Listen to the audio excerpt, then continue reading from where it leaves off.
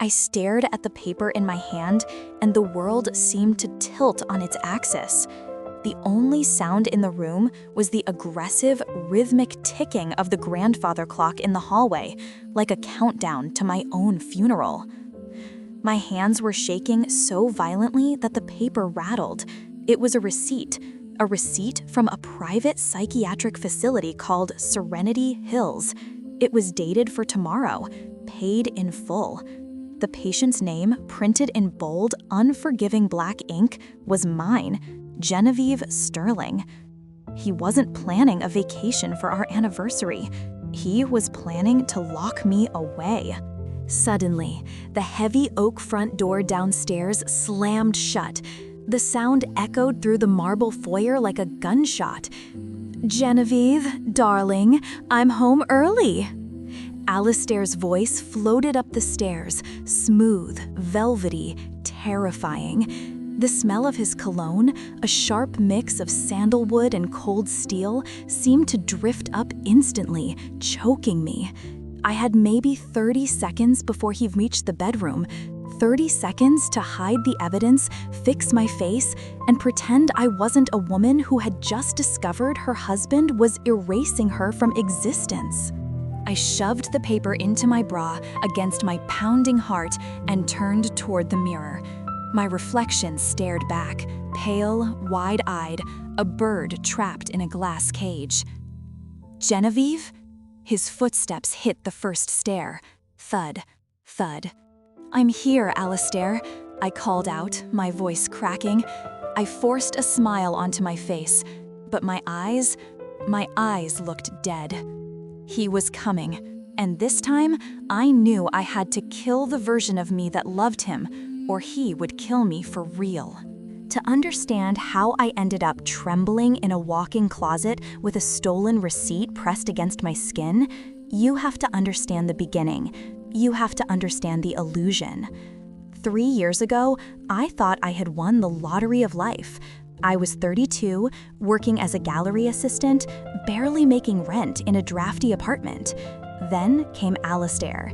He was 45, a financier with silver-flecked hair, impeccably tailored suits, and a gaze that made you feel like you were the only person in a crowded room. He didn't just court me, he besieged me. It was a blitzkrieg of romance. Massive bouquets of white lilies that filled my tiny living room with their cloying scent. Dinners at restaurants where the menu had no prices. He listened to me. He asked about my childhood, my fears, my dreams. He was the protector I didn't know I needed. "You're too delicate for this city, Genevieve," he whispered one night, brushing a stray hair from my forehead. His fingers were cool, his touch possessive. "Let me take care of you. Let me give you the world." And I let him. I was tired of fighting the world alone. I wanted to be safe. We married 6 months later in a ceremony that cost more than my parents made in a lifetime. We moved into his estate, the Manor, a sprawling architectural masterpiece of glass and steel nestled in the hills, isolated from the noise of the city. It was beautiful. It was pristine. It was a prison. The changes were subtle at first, microscopic. It started with my clothes. "That red dress is a bit desperate, don't you think?" Alistair said one evening, sipping his scotch. He didn't raise his voice. He never raised his voice. He just looked at me with a disappointed smirk.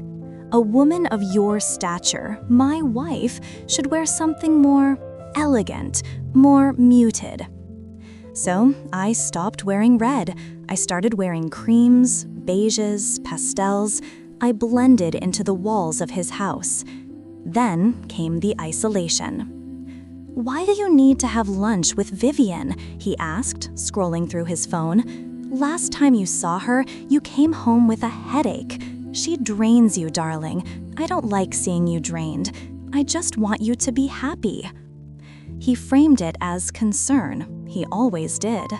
He loved me so much, he couldn't bear for me to be tired or annoyed or influenced by low vibrational people. Slowly, Vivian stopped calling.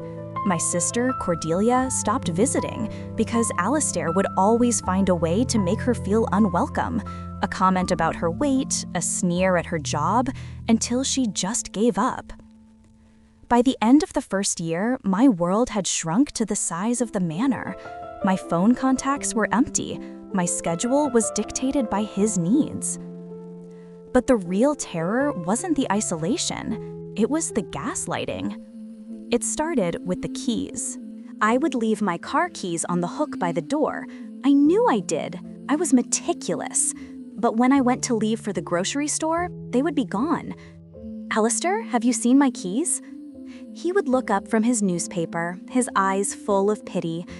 "Genevieve, you left them in the refrigerator again. You're becoming so forgetful lately. It's worrying." And sure enough, they would be in the refrigerator, next to the milk. I would stare at them, a cold knot forming in my stomach. I didn't put them there. I knew I didn't. But Alistair was so sure, so calm. Was I losing my mind? Then objects started moving. My favorite book would vanish from the nightstand and reappear in the library. A vase I placed on the mantelpiece would be turned around. The thermostat would be set to 60 degrees, freezing me to the bone. But Alistair would swear it was 72 and that I was having hot flashes. "You're unwell, Genevieve," he would say, stroking my cheek. "You're fragile. Maybe you need to rest more. Maybe you shouldn't drive anymore." And just like that, he took my car. For your safety. I became a ghost in my own home. I walked softly on the marble floors, afraid to disturb the silence. I anticipated his moods by the sound of his car engine in the driveway. If he revved it before cutting the ignition, it was a bad day. If the door closed softly, I was safe for now. The first time I realized my life was in actual danger was a Tuesday in November. I was in the kitchen trying to make a soufflé. Alistair demanded perfection in all things, especially food. I was nervous. The timer went off and I pulled the dish out of the oven. It had collapsed, a flat, soggy mess. I heard his footsteps behind me. I froze. "Genevieve." His voice was a low purr. I turned around. He was looking at the soufflé with a look of pure, unadulterated disgust. Not at the food, at me. I'm sorry, Alistair. The oven temperature must be off. He stepped closer. He towered over me. He didn't hit me. He never hit me. That would leave marks. That would be evidence. Instead, he reached out and grabbed the hot ceramic dish with a towel. "It's waste," he said, "just like your potential." He dropped it on my foot. The pain was immediate and intense. I cried out, collapsing to the floor, clutching my foot. The ceramic shattered, shards flying everywhere. The hot egg mixture caused a sharp, stinging sensation through my sock. "Clumsy," he hissed, stepping over me. "Look at this mess you've made. Clean it up, Genevieve, and don't limp. It's unsightly." He walked out of the room, pouring himself a glass of water as if nothing had happened. I sat there on the cold tiles, tears streaming down my face, carefully removing pieces of ceramic from my foot, which throbbed with discomfort. That was the moment the fog lifted. He didn't love me. He didn't even like me. He enjoyed hurting me. He enjoyed breaking me. After the accident with the soufflé, I became an actress. I realized that if I showed fear, he fed on it. If I showed defiance, he crushed it. So I showed nothing. I became the perfect, vapid doll he wanted. Yes, Alistair. You're right, Alistair. Thank you, Alistair. But inside, a fire was kindling. I needed to escape. But how? I had no money, no car, no friends. The turning point came 2 weeks later. Alistair was hosting a gala at the manor. It was a charity event for underprivileged youth. The irony was sickening. The house was filled with the city's elite, women in silk gowns, men in tuxedos, holding flutes of champagne. I was wearing a navy blue gown Alistair had chosen. It was tight, restricting my breathing. I stood by his side, smiling until my jaw ached. "And this is my lovely wife, Genevieve," Alistair said to a group of investors. "She's a bit under the weather, mentally, you know. The stress of managing the household gets to her." He tapped his temple significantly. The investors nodded sympathetically. "Poor thing," a woman named Beatrice whispered loud enough for me to hear. "She does look a bit vacant." My blood boiled. He was painting a narrative. He was telling everyone I was crazy so that when I finally snapped or tried to leave, no one would believe me. I excused myself to go to the restroom. As I walked through the crowded hallway, a hand grabbed my wrist. I gasped and spun around. It was a woman in a black catering uniform. She had dark hair pulled back in a severe bun, but her eyes were piercingly blue. "Let go of me," I whispered, terrified Alistair would see. "Genevieve," the woman said. Her voice was rough, urgent. "Don't you recognize me?" I squinted. The eyes. Serafina? Serafina was my college roommate. We hadn't spoken in 6 years. She was wild, artistic, the complete opposite of who I had become. "What are you doing here?" I hissed, looking around. "I own the catering company," she said, her grip tightening. "I saw you from across the room. Jen, you look like a corpse. What is happening to you?" "I'm fine," I lied, the automatic response kicking in. "I'm just tired." "Don't give me that," Serafina snapped. "I saw the way he gripped your arm earlier. His knuckles were white." "And I heard what he told the senator. He's setting you up, Jen. He's talking about institutionalization, as if it's a foregone conclusion." My heart stopped. "What?" "He asked the senator for a recommendation for a long-term care facility. Said you were a danger to yourself." The room spun. The chandelier above seemed to sway. He can't. "He has the money and he's building the story," Serafina whispered. She pressed something into my hand. It was a small folded napkin. "There's a burner phone inside and my personal number. Hide it. If you need out, you call me, anytime. Day or night. I still have that old beat-up van. I can disappear you." "Genevieve!" Alistair's voice boomed from the ballroom. I jumped. "I have to go." "Take it," Serafina urged, shoving the napkin into my palm. "Don't let him find it." I shoved the napkin down the front of my dress and turned back to the man who wanted to bury me alive.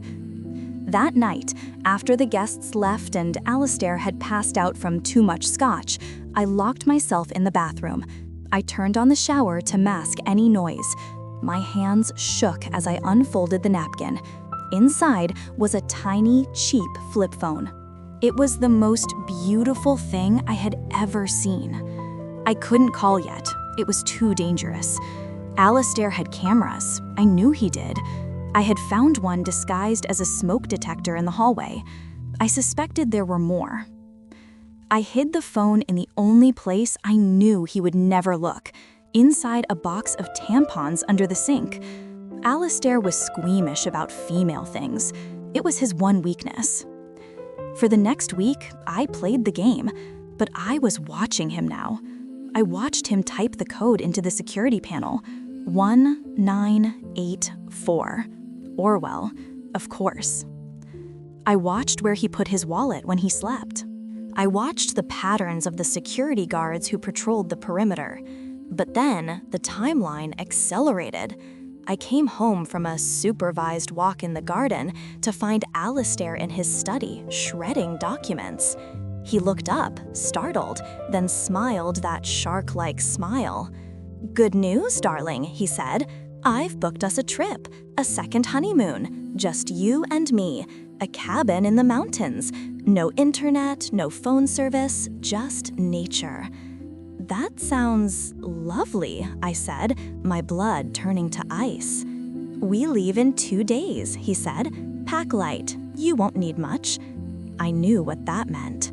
You won't need much because you're not coming back. Or if I did come back, I would be a lobotomized shell. I went upstairs to pack. That's when I saw his briefcase open on the bed. He never left it open. He must have been distracted. I looked inside, and that brings us back to the receipt. The receipt for Serenity Hills Psychiatric Institute. Admit date? The day after we were supposed to leave for the cabin. He wasn't taking me to a cabin. He was driving me straight to the asylum. He would drop me off, sign the papers with his power of attorney, which I had foolishly signed years ago, and leave me there to rot while he enjoyed my half of the assets. The door slammed downstairs. Tick, tock. I was back in the moment, the receipt in my bra, Alistair climbing the stairs.